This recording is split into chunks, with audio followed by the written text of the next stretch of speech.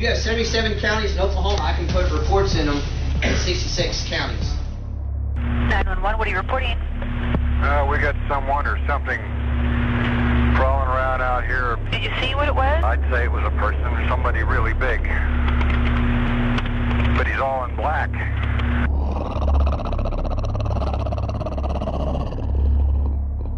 Welcome back to Squatch Ranger Files, episode 13. I've got a really exciting episode for you guys, but before we get started, I would like to thank the North Canadian River Project, the NCRP, for hosting a great event called The Rendezvous at the River. It was a great night and a great evening for a Bigfoot investigation. Lots of people met each other for the first time, and we exchanged Bigfoot stories, and we exchanged Bigfoot information, and we put names and faces together. It was a great event, so once again, thank you to the NCRP. Okay, it is now time to start the show, Squatch Ranger Files, episode 13.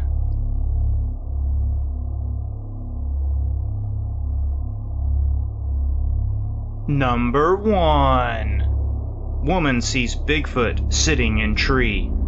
2018.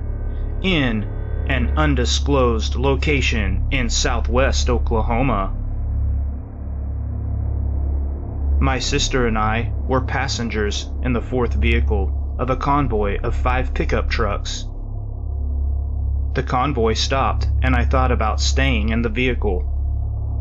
I normally stayed in the vehicle when I rode along on these nighttime expeditions. I felt safer, and I knew my sister wouldn't worry about me. This time, I got out and walked in front of the vehicle to see what the others were doing. I spotted the front pickup truck, who still had their headlights on, and saw a wild hog run across the road. I had never seen a wild hog before, and was really excited about finally getting to see one. The next thing I knew, my sister grabbed me and told me to get into the nearest pickup truck because of the presence of the dangerous hogs and the fact that she and I were unarmed. We sat safely in the truck while the others walked around. After a while, our convoy took off again, with us still safely in the truck. We continued to drive down the road and turned around to head back. As we slowly drove back down the road, I was just looking out through the woods, which was being lit up by the headlights of the truck behind us. I noticed a tree shaped like a Y, where I saw a Bigfoot sitting in the Y of that tree, like a boy would sit on a swing with his arms gripping the tree and his legs hanging downwards. I found myself shaking for the rest of the night, and it is a sight I'll never forget.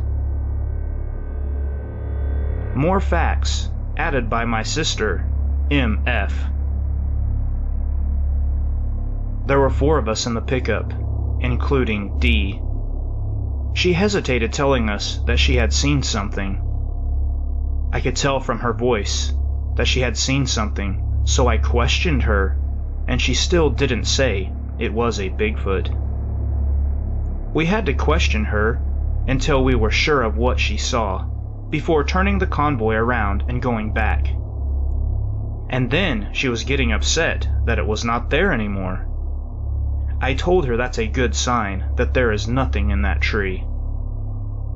The tree was about 30 feet back from the road, and the tree fork was approximately 15 feet up in the air. One person in the vehicle behind us said that after we had passed that point originally, she had seen a dark figure jump down and run, but she couldn't make out what it was.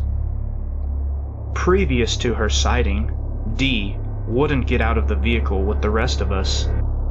After the sighting, she was right there with us, spotlight in hand, listening for calls and vocals. I had scolded her the previous night when I had a sighting about her always on her phone looking at messages and playing games. I told her then, "You always have to be aware. Now she is.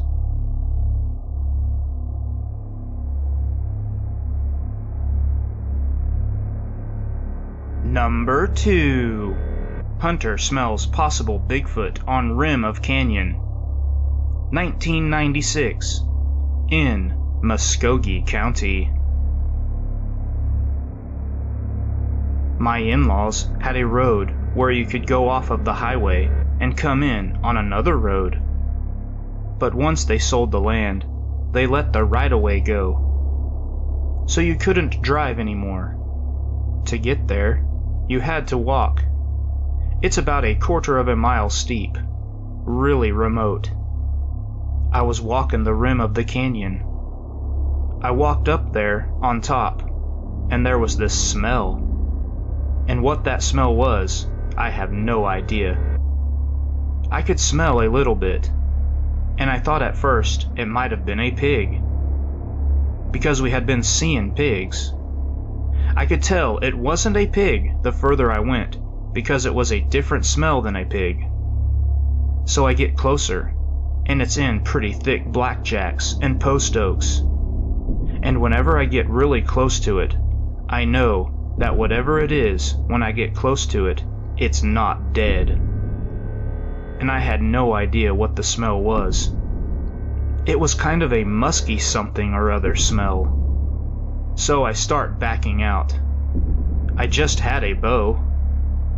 I backed out for quite a ways until it started opening back up again. And I turned and went off the mountain and went down and hunted at the bottom after that. I didn't go back up there for a few days. I thought I might carry a muzzleloader.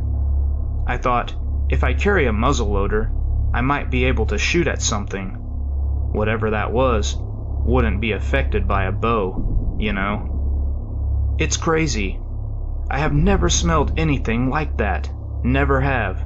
But whatever it was, I'm guessing, was really strong.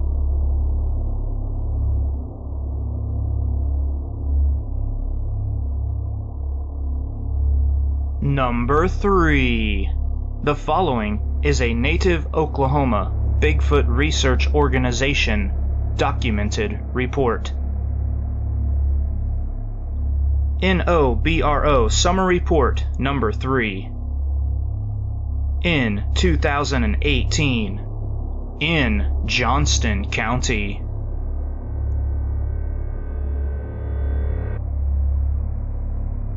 The eyewitness has contacted a friend that forwarded this report to the NOBRO. The friend persuaded the eyewitness to talk with the NOBRO investigator on the phone to give his eyewitness account.